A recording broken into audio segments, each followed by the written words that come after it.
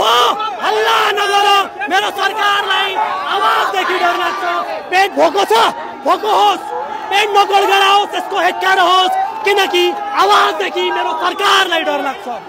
मेरो देशको गद्दीमा बसेका मेरो देशको सरकारको गद्दीमा बसेका मेरा बाउका हजुरबाउले यानी मेरा जिजुबाउले र देशका युवाका लागि कानुन बनाउँछन् र देशका युवाका लागि कानुन बनाउँछन् जुन कानुनको भविष्य उनीहरू जस्तै या त बैशाखीको भरमा हुन्छ या त व्हीलचेयरमा या त अर्थीमा म जान्दिनँ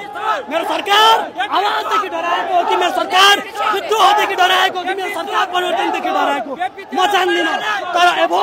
हल्ला नगर मेरो सरकारलाई आवाजदेखि डर लाग्छ असाध्यै सरकार छोडी खै कहिले हो कुन्नी